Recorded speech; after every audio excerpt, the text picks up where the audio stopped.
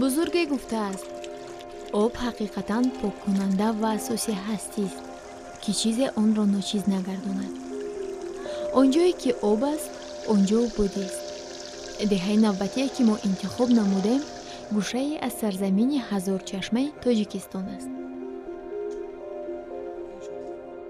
خیلی که از ادبیات ها سرچشمه های تاریخی معلوم است کتاب های مسائل الممالک الاستعاری و ابن حوقل و انا حدود عالم و دیگر کتاب های قدیمه اصلا که در زمان سومونی و به تب رسیدن در همه همو اشاره می رود که خاتلون یک ولایت شهری است، شهر هولبوک، پارگار، اندیجرک، لیوکند، هلوارد و غیره شهرها. مثلا در زمان سومونی 15 تا شهر با بزرگ داشت از خاتلون و یکی از کلانترین شهرها شهرمون که امروزه تاجوی همین خوالنگ امروزه است که از دهه تگیجری امروزه تا با مزار حضرت سلیمان در بر میگیرد. خوالنگ امروزه این شهرمون که کوهن است. شهرمون این یکی از شهرهای قدیمترین دولت شهری قدیمترین و کلانترین دولت خوتالیا بود. حتی در سرچشمه‌های تاریخی استاد جانبی که اسراریان آوردن در یک دبوچه کشوری پیشروی خورشید.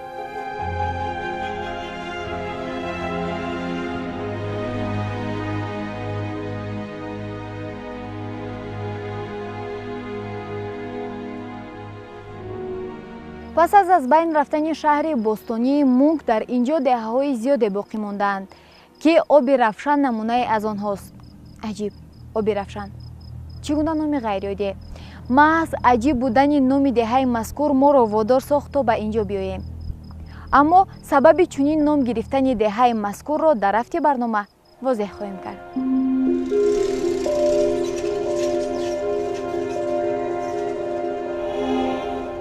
واژه آب از کلمه‌های قدیمی توجیکی است، از زبان‌های اوریوی بوستون در شکل آب، در فارسی بوستون در شکل آب و فارسی میانه با تبدیلی آواز تا امروز در شکل آب باقی مانده است. آب موافق تعریف علمی کیمیا مایع شفاف بیرنگ و بیبوی است که در حالت صافی از آمیخته هیدروژن و اکسیژن عبارت است. واژه روشن باشد به مقابل واژه تاریک به معنی درخشان، تابان، رخشان در زبان تاجیکی پیش از همه کاربست می‌گردد.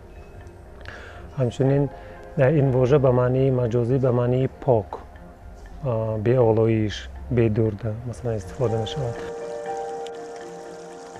همین خوالنگ امروزه یک گوشه شهرمون است. دوام و یک گوشه شهرمون است. در حدود همینجا گذرهای زیادی بود. گذر پارانک، اینا پایین‌تر یعنی کلچنور، گذر کلچنور، گذر صابون پزون، گذر زرگران، گذر سنگاوک، گذر سر مزار به نام مزار خوجایی بیانسوره و گذر قاضی.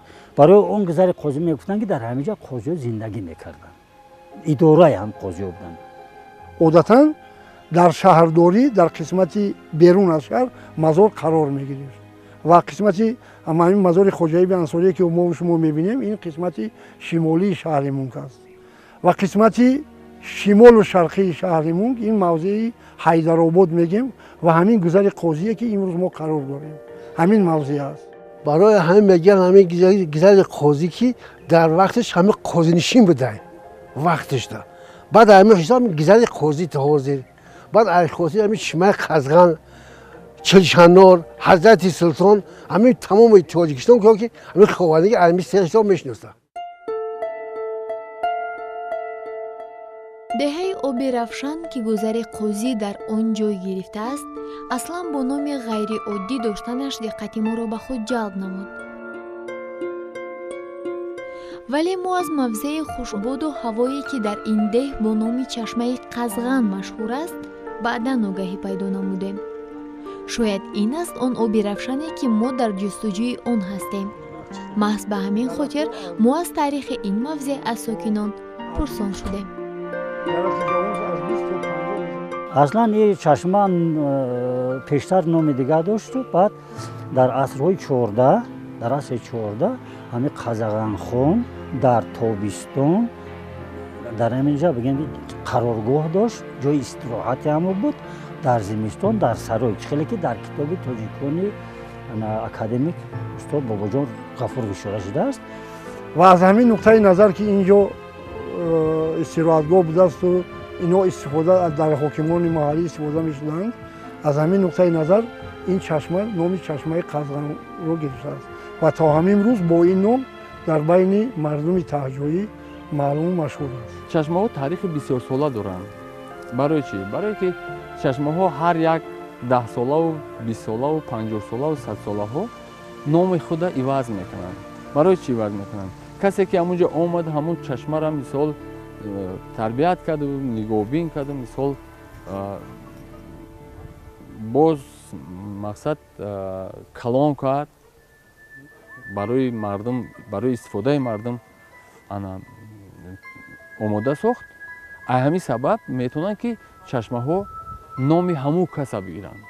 чашмаи амруто мегӯянд. амруто ба он мақсад мегӯянд ки дарахти муруд дорад. модоме ки ин мавзеъ ҷои истироҳатгоҳ будааст, ҷои як хушбоду ҳавову ҷои қобили қабул ки бурдааст, мумкин дар ҳамун давраҳо, шояд дар ҳамун давраҳо аз тарафи ҳамун интихобкунандагон инҷора ин чанорҳоро шинонданд, сабзонданд ва дар муддати солҳо то имрӯзҳо мардуми таҳҷоӣ ҳамаи инҳоро нигоҳ доштанд. ин мавзеъ бо табиати зебову нотакрораш дили моро рабуд. боду ҳавои форав, табиати дилфиреб, чашмаҳои соф.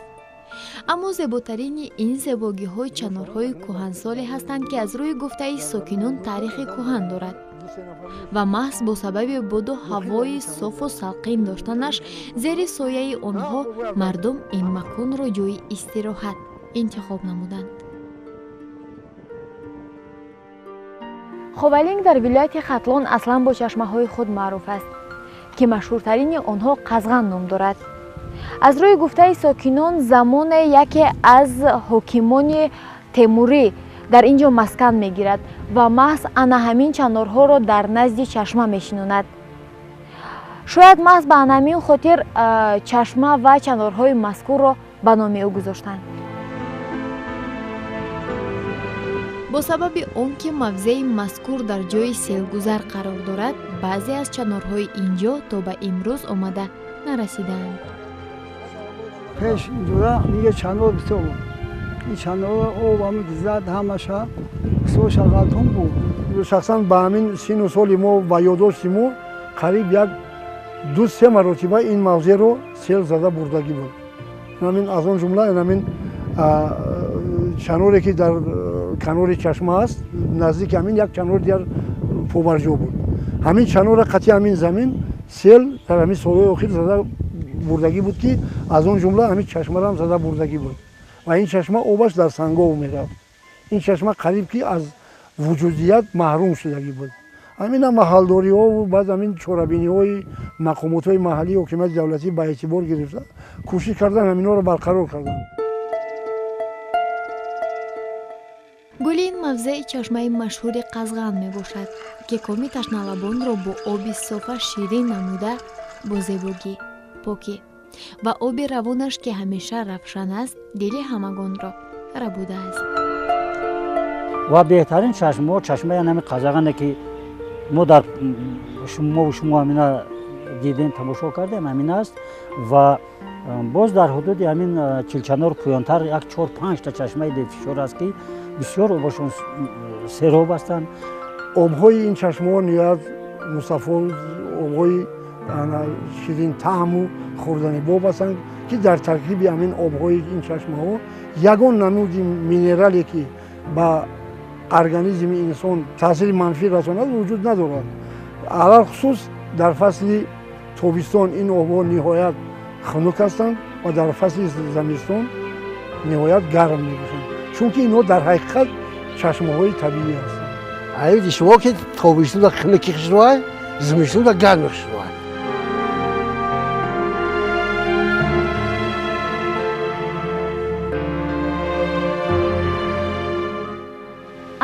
از چشمه مشهوره که ما درباره‌اش سخن راندیم. عجیبش در آن است که چشمه مذکور در همواری جایگیر است، نه در کوه. از روی گفته ساکنان آب چشمه مذکور 4 فصل سال صاف است و مصفا. شاید محض به همین خاطر ده مذکور چنین نام گرفته است و یا نام این ده در خود زیرمعنای دیگری دارد.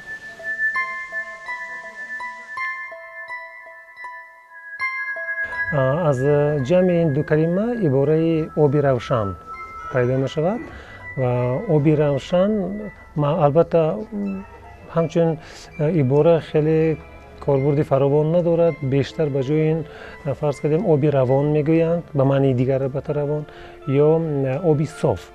اما در حالت وجود داشتن عباره آبی روشن آن اشاره میکند به آبی صاف، آبی تازه. هرچند زیرمعنای آب روشن را جستجو نمودیم اما چیزی پیدا کرده نتوانستیم. بنابراین با جستجوی آب روشن روانه گشتیم.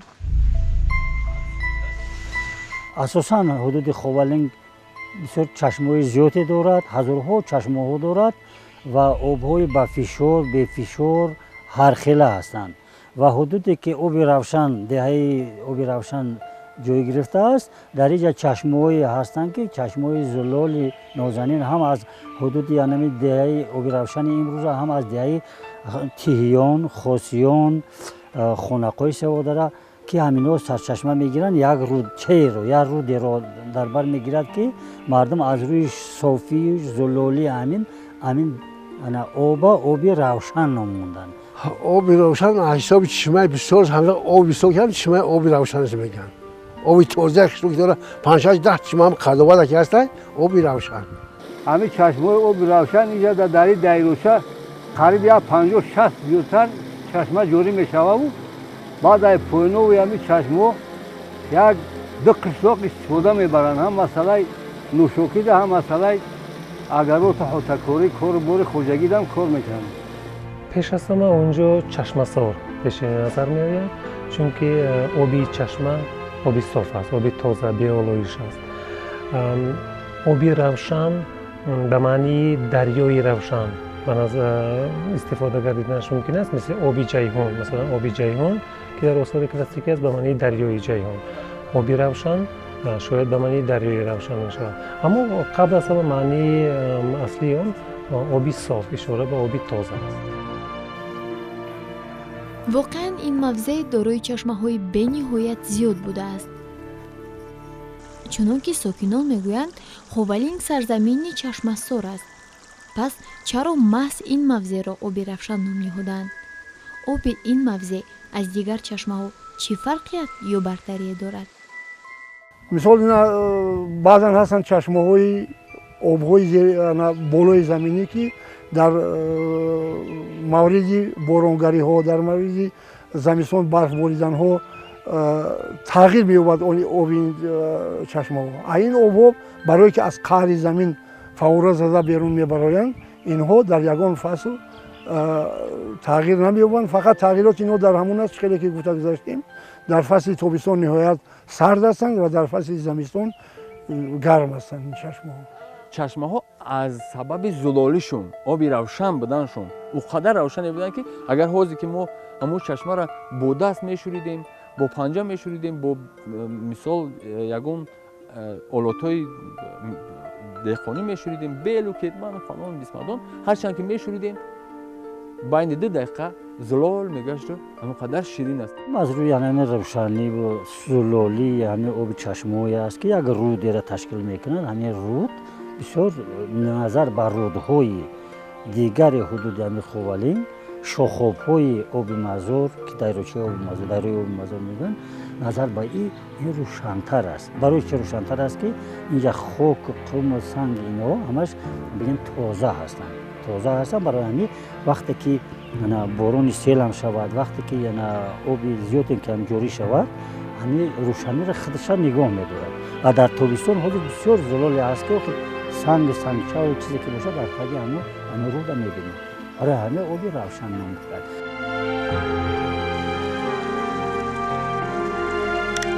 در موضعی که ما عینی حال قرار داریم چشمه‌های بی‌نهایت زیادی موجودند. دریاچه‌ای که اینجا شما می‌بینید از چشمه‌های مذکور با وجود آمده است. از روی گفته ساکنان آب چشمه‌های مذکور تمام فصل سال صاف است و دهه‌های پایان از آن همه ساله استفاده می‌برند. محض به همین خاطر اینجا را آب رفشان نام گذاشتند.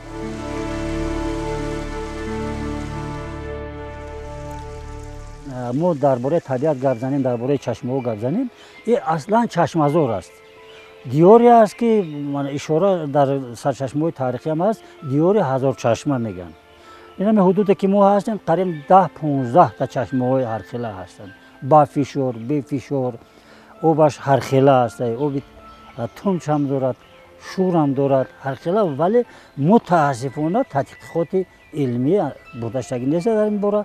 متاسفانه تشخیص کرده شده نیست اکثر این об манбаи тамоми мавҷудоти олам буда захираи бузург аст ки ҷаҳону зиндагиро таровату зебоӣ ва сарсабзиву осудагӣ мебахшад. ҳастии гулугиёҳ, ҳайвоноту наботот, растаниву инсоният, хоса зиндагии осоиштаву ободӣ ва пурбаракату зебоӣ аз об вобаста аст. об аст ки зиндагии моро равшании дубора мебахшад. маҳз ба ҳамин хотир сокинон ин маконро оби равшан ном гузоштанд.